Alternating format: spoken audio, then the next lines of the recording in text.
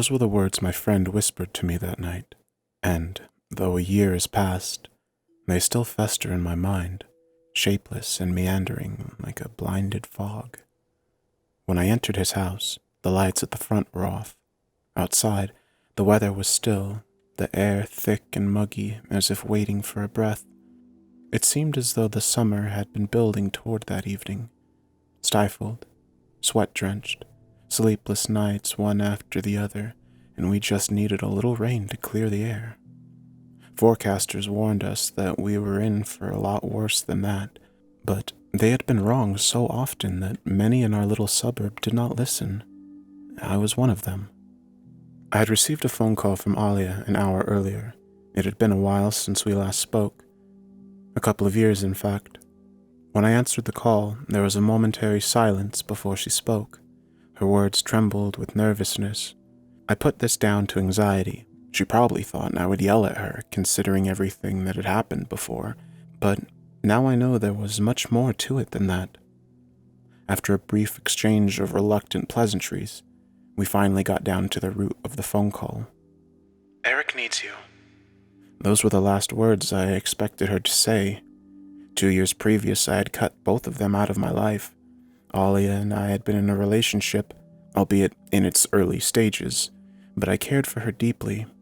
Eric was a close friend. I need not tell you of what went on between them. It was too painful then. It still is now. Why would Eric need me? I asked, feeling the old resentment and festering betrayal still burning a poisoned hole somewhere in the back of my mind. A slight crackle of interference hummed over the line. He was sick. We broke up a few weeks ago. He won't get help. I've tried to get through to him, his parents too, but he won't listen to any of us. And you think he'll listen to me? What makes you think I'd want to help him anyway? Please, David, put everything aside for a minute. If you can't do it for Eric, do it for his parents. Alia was right. Eric's parents had been good to me when I was growing up. My own parents were pretty cold, but Eric's had always welcomed me into their home with open arms like a surrogate son.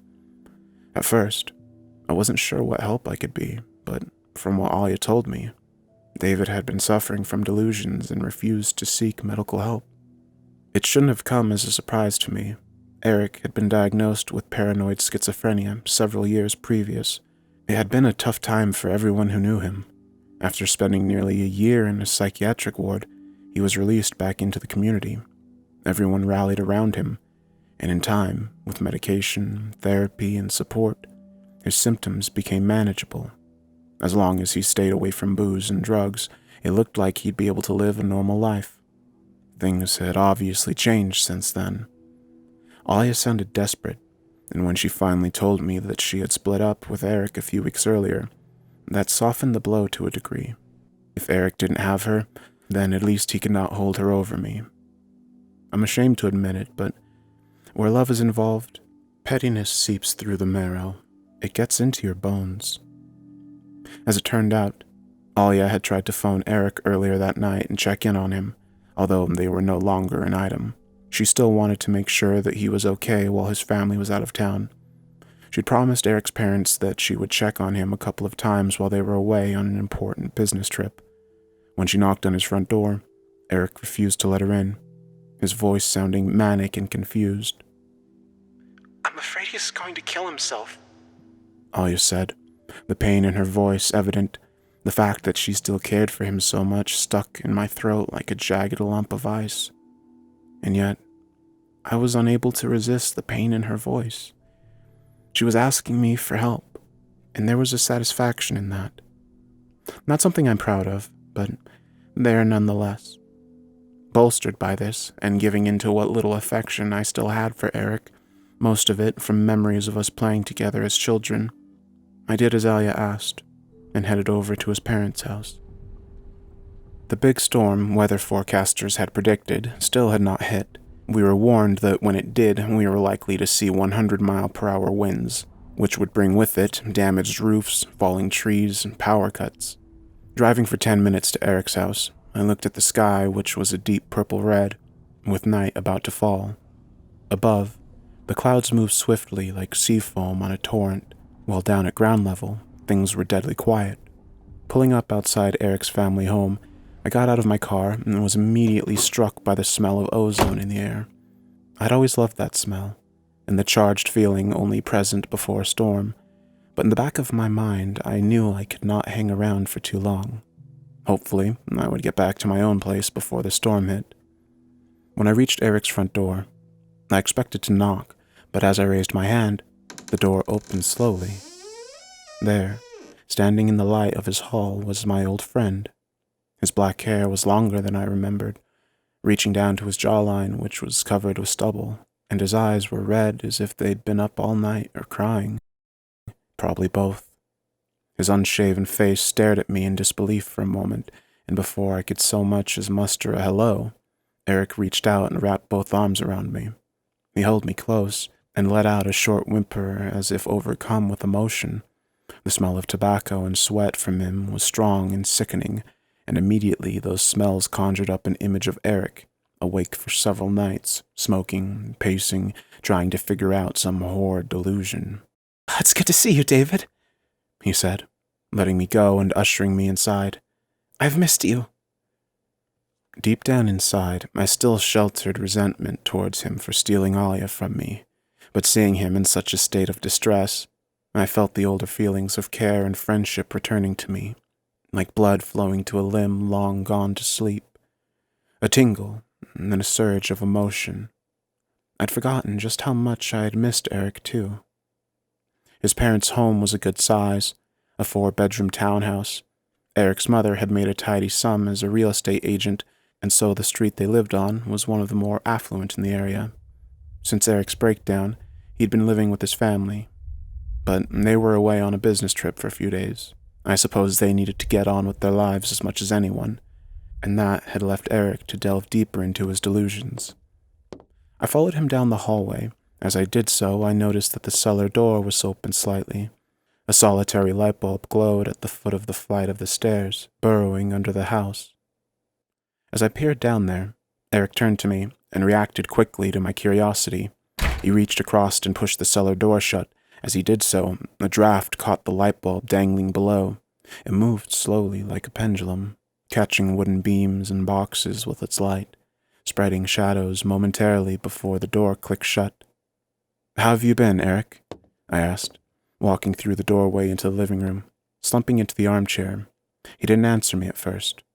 He reached up with his hand and rubbed his forehead, pushing his long hair against his eyes as if in pain. "Alia phoned me." That was enough to get his attention. He looked up at me as I sat across from him in a wicker chair, which I knew was once his grandmother's. We stared at each other across the tiny space between us. Outside, the clouds swirled and closed in, visible through a large window which looked down on a sloping hill. "You know we broke up then." Eric didn't take his eyes off me for 1 second, as if he was searching for a tell. Perhaps he was frightened that I was now entangled with her. "Yeah, I know," I answered, looking him straight in the eye. He scratched the stubble on his cheek. "Are you two a thing now?" I laughed. It was a ridiculous question. After everything she and Eric put me through. "No, we're not, and we won't ever be. I'm here because I don't want your parents to come back from their trip to find you swinging from a rope." There was a silence between us. Eric looked at me through thin strands of hair. "Alia thinks you're suicidal. Are you?" I took off my jacket, placing it next to me. The hesitation told all. "Christ, Eric! What are you thinking?" I was getting agitated.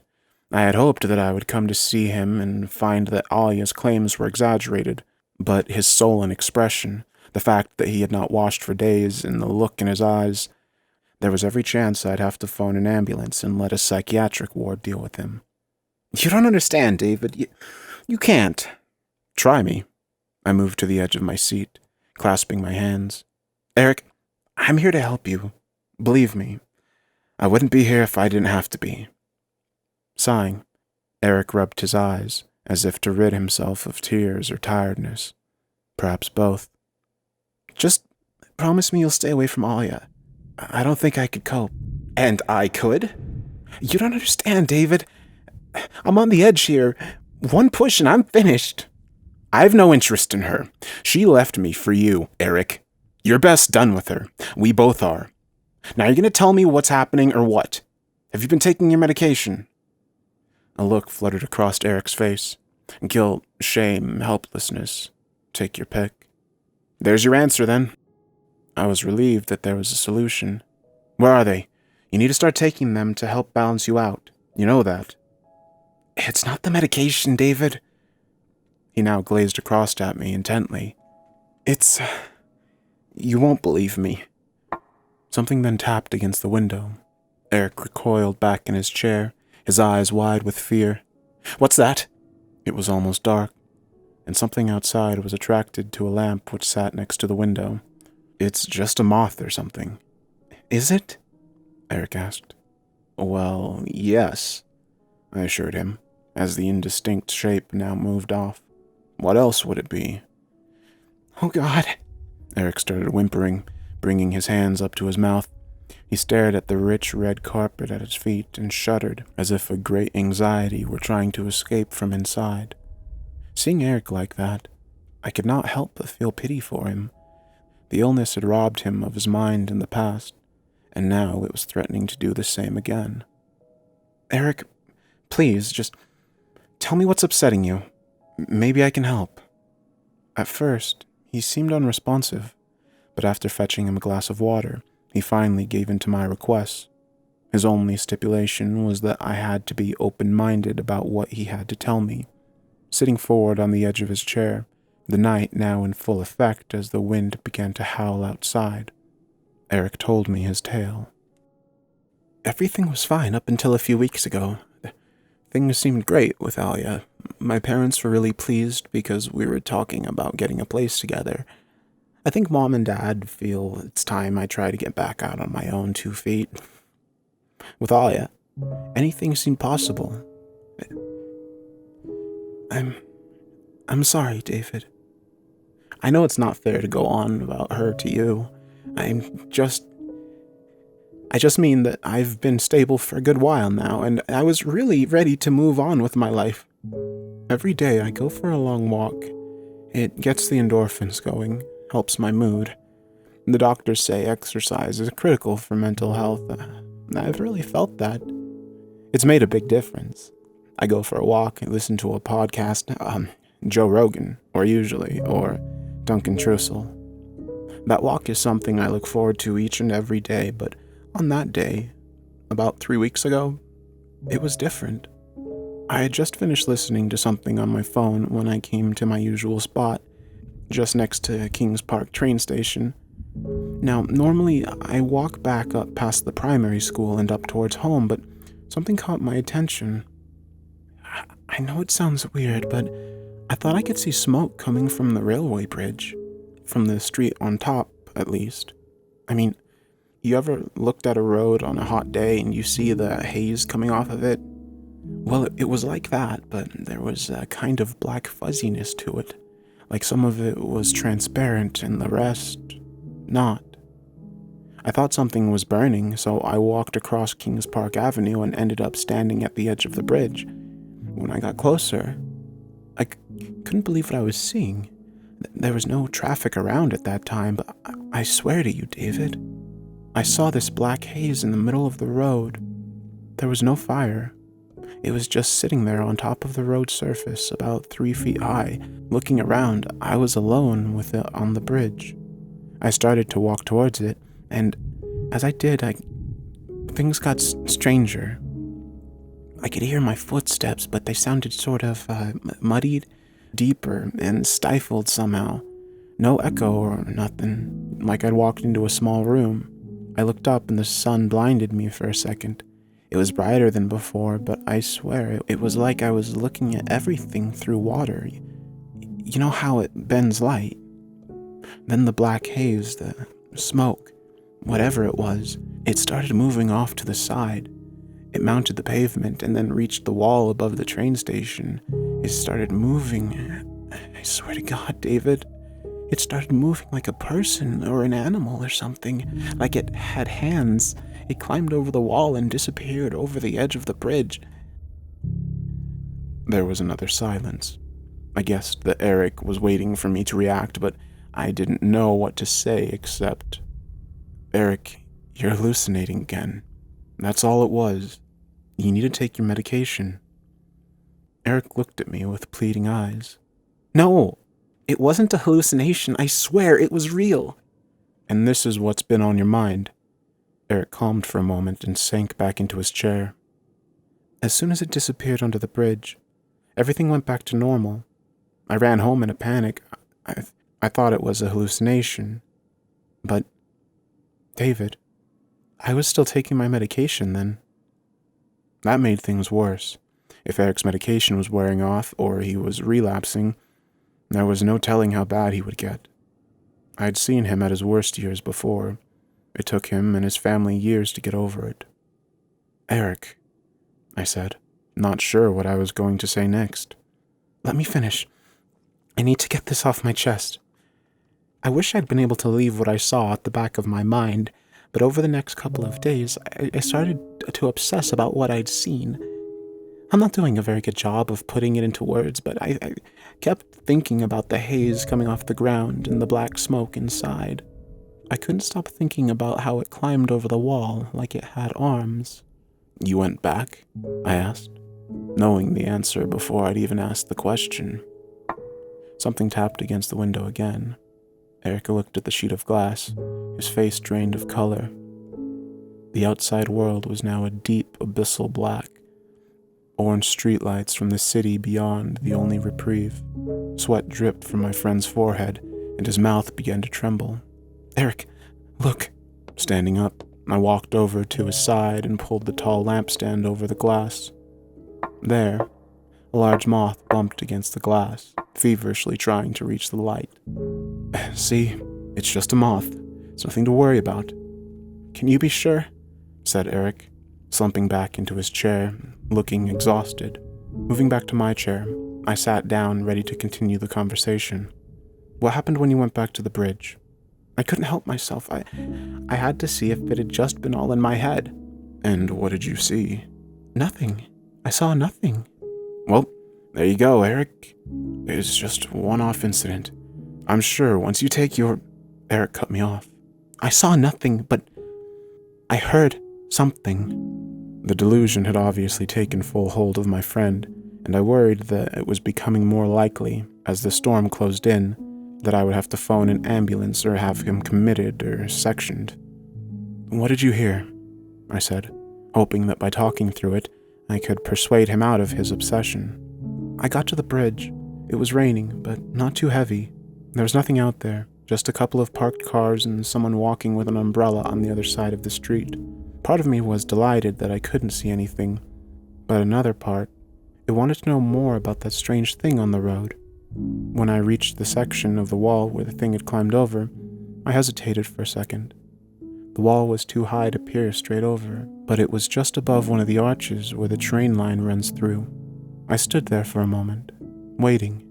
Just as I'd convinced myself that it was all in my head, I felt that strange, oppressive atmosphere, like the sounds of the world had been deadened. Then I heard a voice. It came from under the bridge. It said in a horrid whisper, "Down here." I was terrified. I can't convey how sinister it was, but I felt a strange compulsion to do as it said, or asked. I'm not sure if it was a command or a request. "Down here." What did it mean? Was it telling me there was something under the bridge which I had to see, or was it whispering that phrase for some other purpose? I struggled against the urge to follow, knowing that to give in to a hallucination would be such a huge step backwards for me. I would jeopardize my state of mind, letting that illness back in.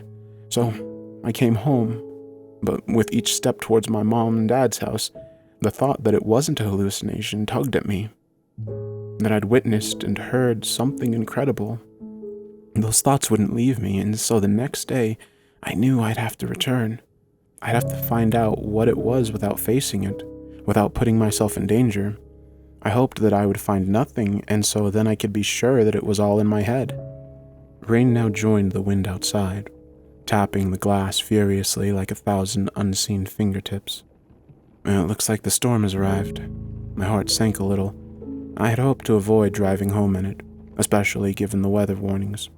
I knew I would have to leave soon, but I was gripped by Eric's account of his hallucination and wanted to be sure that he would not do anything silly once I left.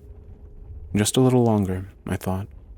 Eric looked out at the water dripping down the outside glass. You should go, David, before it gets worse. It's okay, Eric. Please, at least tell me the rest of your story, and then we can chat about how to get you back on the right track. I went back to the bridge the following day, but this time, I took a camera with me, my DSLR. I wanted to see if I could capture an image of whatever that thing was, so I waited until around 2 p.m. The place is always quiet at that time.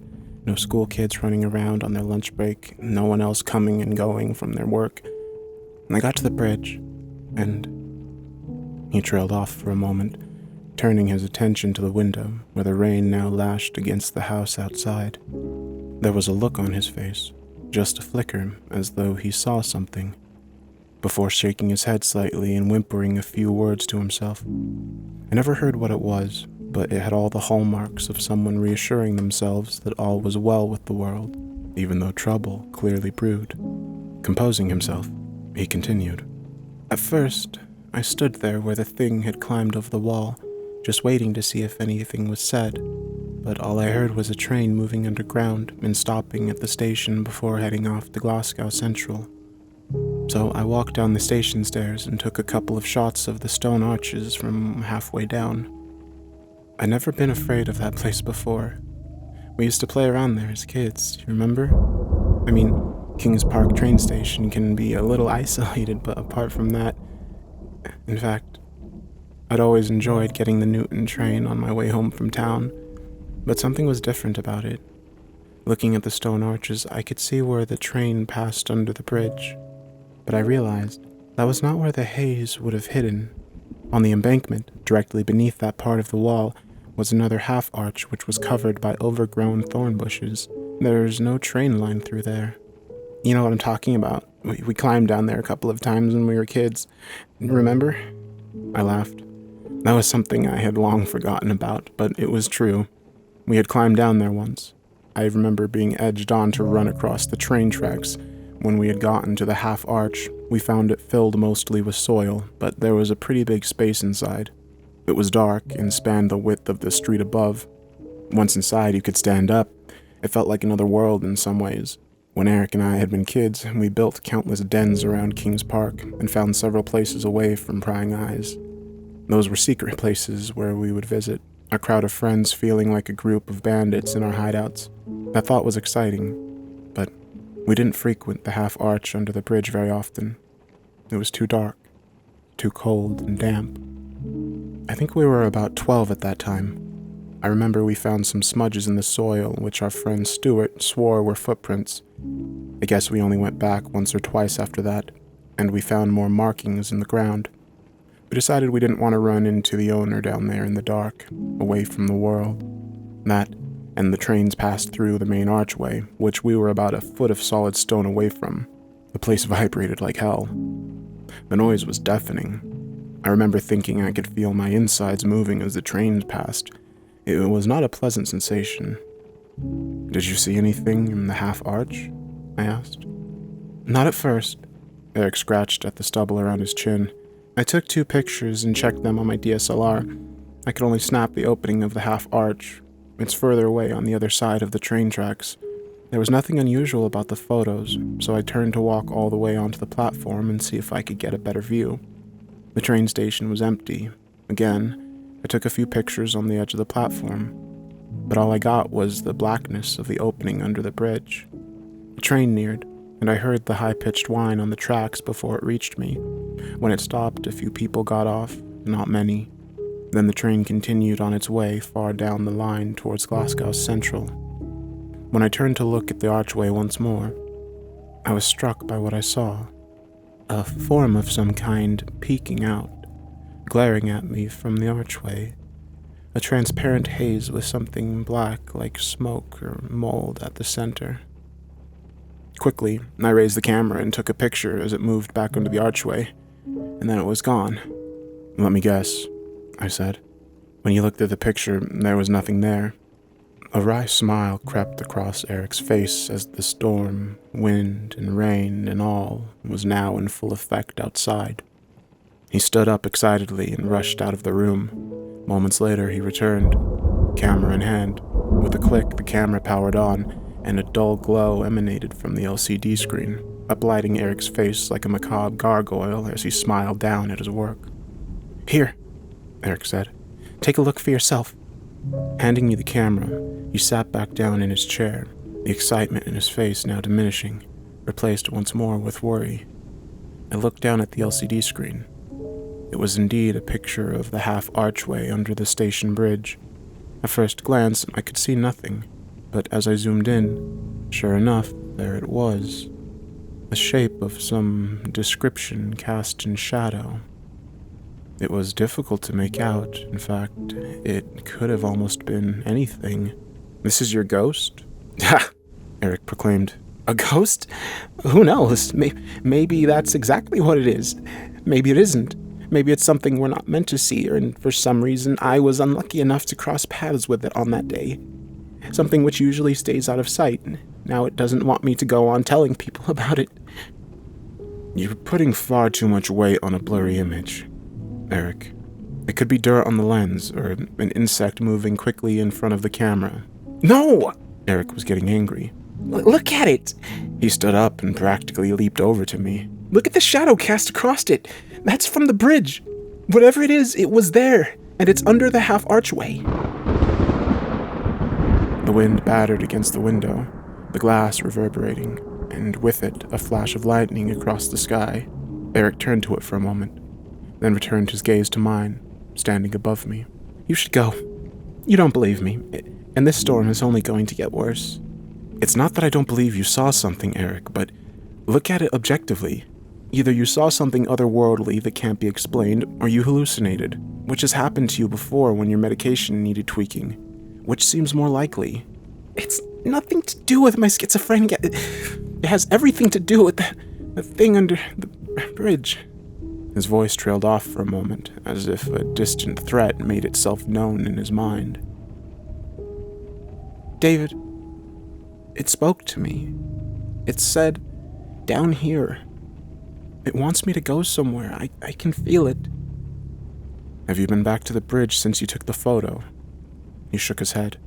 "No, but I've no need to." "What do you mean?" I asked, worried. "I don't think I've ever been alone since the day I took its photo. Not truly." "You mean you've seen it elsewhere?" Not exactly." A look of frustration swept across his face. He started to pace up and down, wringing his hands as he spoke. It hides in the dark. I don't think it can last long in the light. I think the day I saw it in the sun and the haze around it, I think it might have been burning." "Burning? Come on, Eric, snap out of it." "Let me prove it to you, Eric. Come with me to the bridge tomorrow, once the storm has passed. If there's nothing there, I'll concede it's in my mind, and if there's something, then maybe we'll be the first to come face to face with. I don't know what exactly, but it could be monumental." When someone is caught in such a delusion, trying to persuade them out of it can be a thankless task. I had to change my strategy. "Okay, Eric. Tomorrow we'll go to the bridge. On one condition." "Name it." "You start taking your medication. Right now." Eric reluctantly agreed to my terms, and I watched as he took his medication pill by pill. I knew how the drugs worked. It would take some time, perhaps even weeks, before they would start to affect his system and bring him back to Earth. But the earlier he took them, the sooner he'd be back to his usual self. After that, he assured me he would be okay. My promise of going to the bridge the next day seemed to have lessened his feverish behavior. He actually thanked me. Now he did not feel so alone. After that, he then walked me to the front door, and we said our goodbyes. Tomorrow we would see what we would see. I hoped that it would be reason. Outside, the complexion of the night had changed markedly. The storm was now rampant, and so I hurried out onto the street and to my car, pulling my jacket around me. The thunder roared overhead up in the black clouds, and the wind raged against it in return, nearly knocking me off of my feet as I reached the door of my car. Now the rain came, and as I sat in the driver's seat, even with my windscreen wipers on, I was staring through a sheet of water which warped the road and all of its shadows. What had been a simple drive earlier in the night was now going to be fraught with danger. Above, the lightning sparked, and soon after, the thun clapped like the gods waging war in the sky. I was taken back to being a child on a caravan holiday. I remembered the thunder sounding like it was just above where I slept, roaring so loud that I imagined my bones shaking. It was the first time I realized that man is powerless when faced with the will of nature. "This is crazy," I said to myself, commenting both on the ferocity of the storm and my foolish attempt to travel home during it. But I felt that I had already done my bit, and did not want to spend more time with Eric than I had to. I wanted to help, but our friendship was far from mended, and the thought of spending the night in his company was something for which I was not ready. The car grumbled into life, and I waited for a moment to see if the rain would subside enough for me to see better. The windscreen wipers flashed back and forward over the glass in excited motion, barely providing a split second of good visibility through every movement. The lightning and thunder screeched once more. It felt closer that time, and as I looked around me, 2 trees further along the road were being shoved around, bending and leaning in the wind, so much so that they looked like they could give in at any moment. Another flash of lightning, this time toward, cutting across the sky like a bloodied scar, peeking through the dark clouds.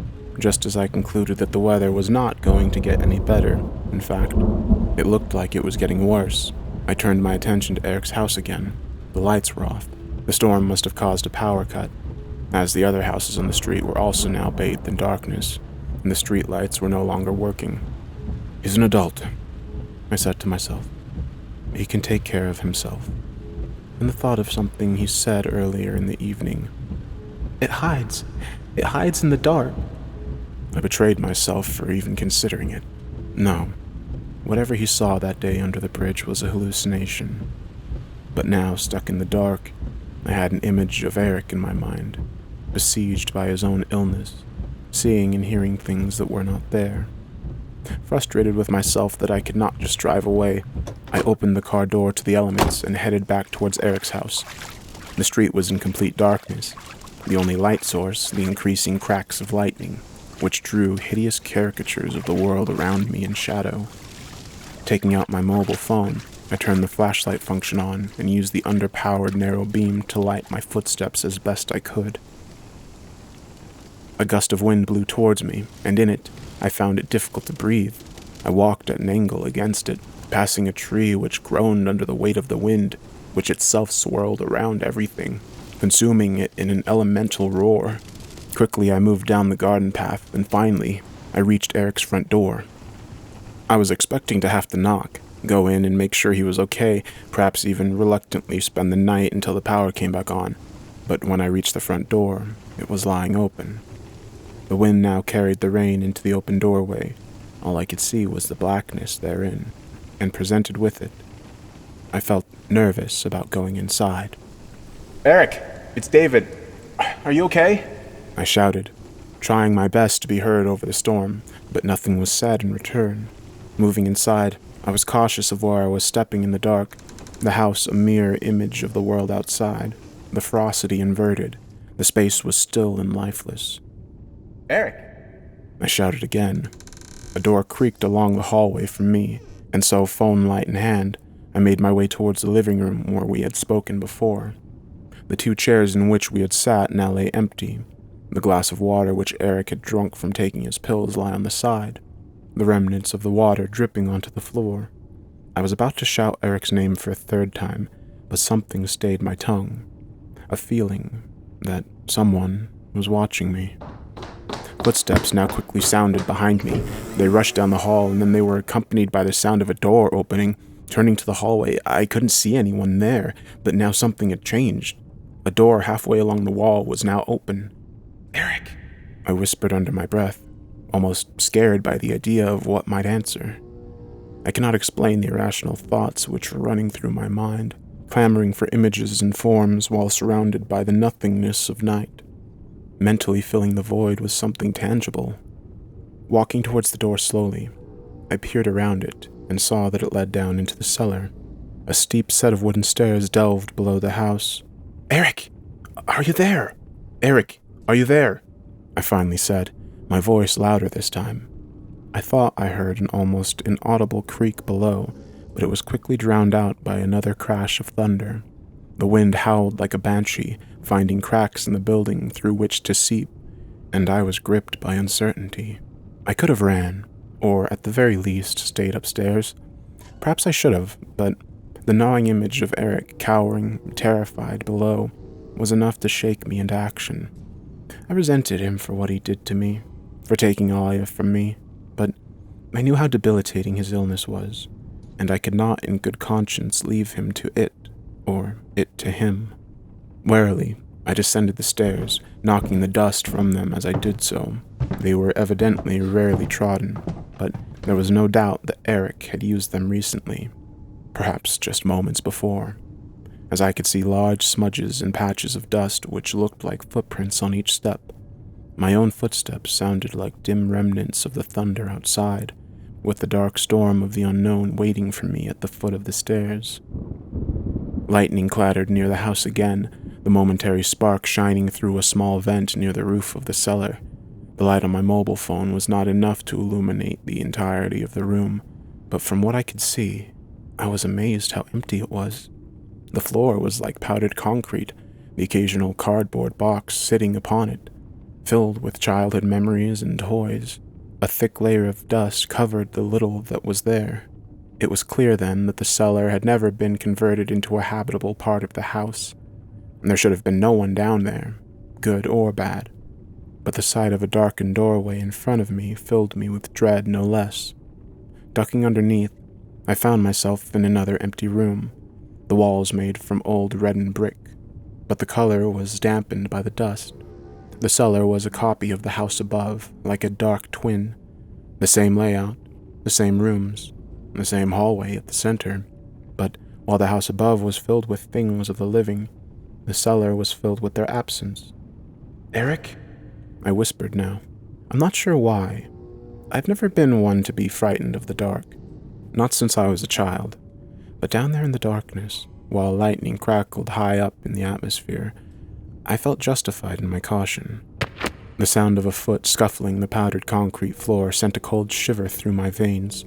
Apprehension took a hold of me, and a deep desire to go back upstairs threatened to overthrow any notion of finding or helping Eric. A self-preservation which, like the dust hanging in the air, blanketed my emotions. My heart raced, my breathing rasped as I inhaled the dust, moving in a panic. I headed back to the stairs. At least, that was my intention. For a moment, caught in the grip of anxiety, I became disoriented. Turning, I could see two doorways, and I was unsure which one I had come through. Staring at them anxiously, I tried to set my thinking on a more sensible course. All I had to do was walk through one of the doorways. If I found myself in an unfamiliar part of the cellar, I would turn and go back through the other door. Then it felt as though the air became charged, like the tense warning before a lightning storm. My skin turned to goosebumps, and, reaching up, I could feel the hair on the back of my head standing on end from the static electricity. My attention momentarily distracted from the two doorways. It was quickly brought back into focus, when, from one of the rooms ahead, I heard it. A voice, in a barely audible whisper, where I could hear more breath and saliva in the mouth than speech. Someone spoke 2 words, but they were so indistinct that I could not be sure what they were, nor even if they had just been a figment of my imagination, a product of my strange surroundings. Whether it was because of Eric's story or not, I cannot say, but the only phrase I could fit to those 2 whispered sounds was, "Down here." A cold sweat clung to my body, and a nervousness gripped me as my hand began to shake while holding the phone. The light from it vibrated in return, and I stood for what felt like a lifetime staring at the 2 doorways. Which one contained the voice? Which one contained my path to freedom? Excitement then grew as I remembered the powdered concrete at my feet. Looking down, the blue light from the phone dimly lit smudged markings on the floor, which I was certain were my own. They led back through the doorway on the right. Feeling courage return, I stepped through, and in a moment of utter shock, I realized that the markings were not made by me. They were made by someone else. I found myself in an unfamiliar part of the cellar and turned immediately to leave. When I did so, it all happened so fast. My light caught something in front of me, a person or a form. It moved past me and headed through another doorway, and then I heard a scream. Eric scream. It's here!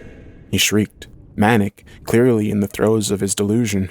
I followed quickly and then heard panicked footsteps accompanying the cries, which now turned to a plea. A direct plea to me. Follow it! David, it's here! The footsteps now ran up the staircase, and as they did, I noticed that the charged feeling in the atmosphere dissipated. The lightning must have struck elsewhere. The feeling of dread lifted, and then it was replaced with a different kind of anxiety. Up above, I heard Eric run down the hallway and out into the night, screaming, I see it! I see it! Clambering through the cellar.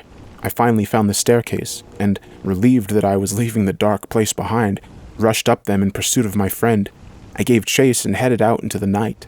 The rain was coming down in sheets, and above, the lightning and thunder coerced each other into terrifying displays of combined might, but there was no sign of Eric in the garden.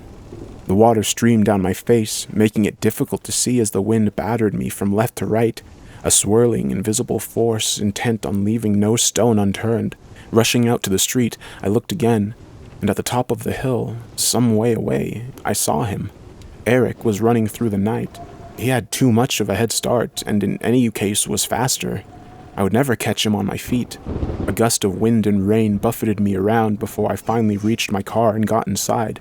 Turning the ignition, the engine burst into life, growling as if threatened by the storm. Putting my foot down, I drove up the street in his direction. It would only take me seconds to catch up to him, even in that damned weather, but the night had other plans. I was gaining, but just as I reached within a few feet of him, ready to stop and pull him into my car, a painful creak shrieked nearby, the groan of life ending. A tree which had stood for at least 100 years fell, crashing in front of me. Instinctively, my foot slammed on the brakes. I felt a thump as the front of my car smashed into the tree trunk lying before me. A large branch jutted out, and as I crashed, it smashed through the windscreen. I saw it for a second before and hid under the dashboard. My heart pounding, the glass shattered above me. The wind and rain broke into the car like a swarm of rats, climbing through the open wound in the front of the vehicle. Disoriented, I opened the door to my right and fell face first onto the road. The concrete surface gushed with water, carrying with it leaves and dirt. As I hit the ground, the water splashed up into my mouth, and I gasped and coughed as some stuck in my windpipe. Lightning shattered the sky, and the thunder raged as I caught my breath. Pulling myself to my feet, I looked at the car. It was caught in the clutches of the falling tree, the branches enveloping it. Steam rose from somewhere, and the engine answered my cough with one of its own. And even then, I was not sure it could be salvaged. Any feelings of grief from my car are quickly wiped away as the squall of wind wrenched at the garden fence across from me. It tore several wood slats from their housing and launched them further down the street. A lamppost above rattled in the wind, its light still extinguished. And I feared that it too would topple, crushing me in the process. It was too dangerous. I had to get back to Eric's house and out of the storm. I guess I felt more for Eric than I could admit to myself that night, even after everything he had done to me. I saw up ahead through the storm, the rain lashing further along the streets, heading deeper into the storm. Something indistinct then flew through the air, carried on the wind. At least, it appeared that way. Perhaps it was a plastic bag, or no, a piece of cloth? Whatever it was, it weaved and darted through the rain, and I watched as Eric waved his hands above him, trying to batter it away. The object must have carried more weight than at first appeared. As it struck Eric on the head, he fell to the ground, and the object continued on its way, carried by the fierceness of the night. I could not leave him lying on the road, so I climbed over the fallen tree and ran along the streets toward him. The wind blew in my face, and as it did so, I found it almost impossible to breathe, turning my head to the side just to inhale barely enough air to continue. As I approached Eric in the dim light of my phone, I saw a cut on his unconscious head, blood trickling from it. Leaning down, I reached out in an attempt to wake him, but as I did so, he opened his eyes and let out a hideous scream, a sort of panicked cry like a child seeing something awful under its bed. His arms flailed as he pushed me back. "Eric, it's me, David!" I yelled. The thunder drowned out my voice. "Eric, we need to get back to the house!" I could barely hear my own voice, and I imagined that for Eric it was a nightmarish scene, waking up disoriented, seeing your friend above you, the lightning illuminating his face as his mouth opened and shut without apparently conveying any meaning. He lashed out, striking me on the nose. I fell to my knees for a moment, dazed, as he climbed to his feet and dashed off into the night. "Eric, no!" I felt myself say under my breath. It was madness, madness which has gripped him, madness to follow, but follow I did. I ran down the street as the hill now descended on the other side, then through a small wood across from the primary school we had both attended as children. Finally, I struggled across Kings Park Avenue, a long street usually bustling with traffic, now doused with darkness, rain, and dread. And there we were, on Station Road, the bridge which crossed above Kings Park train station, that innocuous little place where all of this began. Eric stopped for a moment in the middle of the empty road. Whether it was terror or confusion, and I couldn't really tell, but it was as if he was waiting for something to happen, perhaps hoping for evidence of the thing under the bridge which he believed had been haunting him. I saw nothing but the raging storm. Tilting his head as if he heard something, as if you could in that storm, he suddenly ran to the staircase which led steeply down to the station. I followed as quickly as I could, still gasping for air, fighting the wind which threw itself with all its might against me. Reaching the stairs, I saw Eric below me on the platform, peering across the train line to the half-archway under the bridge. "Eric!" I screamed again, this time a momentary lapse of thunder allowing my voice to be heard. He looked up at me, and pointed across the train tracks to the half-tunnel. I shook my head. "No, Eric! Please! We need to get out of here!" But he paid no heed to my words, if he heard them at all. He dashed across the platform, rushing to the bottom of the stairs. I was helpless to stop him. By the time I reached the platform, he had already climbed down from it onto the tracks and was making his way across them to the underside of the bridge. Above the line, the power cable swayed aggressively in the wind like necrotic veins, and a cold feeling now passed through my body. How I wished I had rushed across the tracks to stop my friend immediately, but I could not. Something gripped me. A fear like no other, something primal, like the terror which spiders and snakes elicit automatically, even from those who have never encountered such creatures. It felt as though we are not alone, and whatever accompanied us was something which should not have been seen. Eric pushed on. I watched as he reached the other side of the tracks. Standing before him was the half-tunnel, its mouth gaping and dark. Yes, that was it. That place was darker than anything around it. A place not fit for people, perhaps fit for something else, something inhuman. That irrational thought finally spurred me into action. Jumping from the platform, I peered down the train line which continued for miles vacantly. Then I rushed across them to my friend. The thunder and lightning coalesced once more, and as it did so, Eric stepped into the half-tunnel. I moved forward, the gaping maw of it seeming bigger somehow than I remember. Once again, the paralysis of that strange fear, that uncanny feeling of otherness took me, and so I stood for a moment, waiting. My only company, the howling wind and seething trees on the side of the tracks as they spasmed rhythmically with the storm. I could not see inside, nor could I see any trace of Eric. It was as if he'd entered into another plane, another place, and vanished, to a Stygian abyss in which human beings were not meant to wander. I tried desperately to free myself from Eric's own delusion as I stared at the nothingness of the half-archway, but I could not help but question what was meant by the two words which had started it all. Down here. A hand reached out from the darkness and grabbed hold of me. Eric's drawn face appeared, and he pushed me down the embankment. I tumbled and fell to the track, my chin and shoulder crushing against the cold, wet metal of the train track. Above me, Eric stood, his eyes wide and bright, but his face etched in terror.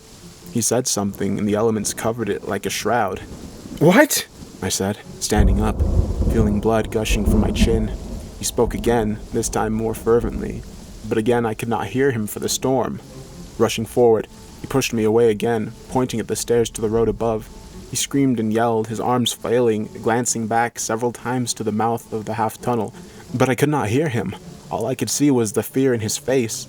For the last time, he pointed back to the half-archway. Lightning crackled. And did I see something inside? Was it illuminated by the light just for a moment? A shape? A shadow? I could not be certain. Something cracked nearby, the sound of wood splintering. Eric pushed me out of the way as a large tree from the embankment above gave way, falling several feet from him.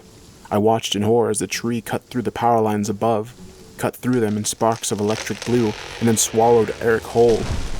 I saw it. The main trunk hitting him, crushing him into the ground.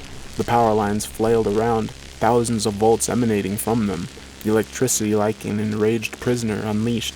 If they touched me, I was dead.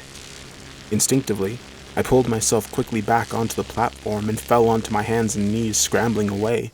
Turning back, I watched as the power line smoked and growled. Somewhere under it all, Eric's body lay. I called for an ambulance, and for the fire brigade. I guess they were busy that night with the storm and the havoc it caused around the city. It took nearly an hour for them to arrive. By that time, the wind and rain were calming. The thunder and lightning still sounded, but now miles away on the horizon, like a ferocious animal moving on, well-fed and sated. After the power lines had been shut off, I watched as the firefighters sifted through the smoking embers of the tree, watched as they finally lifted the tree trunk off of the line, and discovered the pulverized body of Eric. He had been burnt to a crisp from the electricity. Whether it was that which had finished him off or the impact from the tree, I did not know. All I do know is that now he is gone. My old friend. I often tell people that it was his illness that killed him, that the hallucinations were too much for anyone to cope with. They believe me, though I wonder sometimes if I believe myself. I'll conclude my account by simply saying this. Sanity is a fleeting, temporary condition. All of our delusions are ideas of how the world works and what constitutes reality, but such things are not concrete. They are merely interpretations of what the world truly is. A shadow of the universe, an echo of what is really there. A facsimile put together by our brains collecting data from our unreliable senses. In this way, we are always removed from the truth, staring out from behind the warped glass of our own eyes. Who knows what the world is actually made of, and what is contained within it? For Eric, whatever he heard, whatever he saw, it was real for him, real enough to make him believe something far removed from the ordinary, something most people are not meant to see. For myself, I truly hope that such a revelation is kept far away, and that the world remains understood, calculated, and known. I choose to believe that what Eric saw was not objectively real. Despite this belief, I have never visited the station at King's Park since that night, for in my weaker moments I fear that I may hear those same two words, real or imagined, which led my friend to the dark recesses of the human mind, where our own personal monsters lie in wait, ravenous, and ready to make themselves known.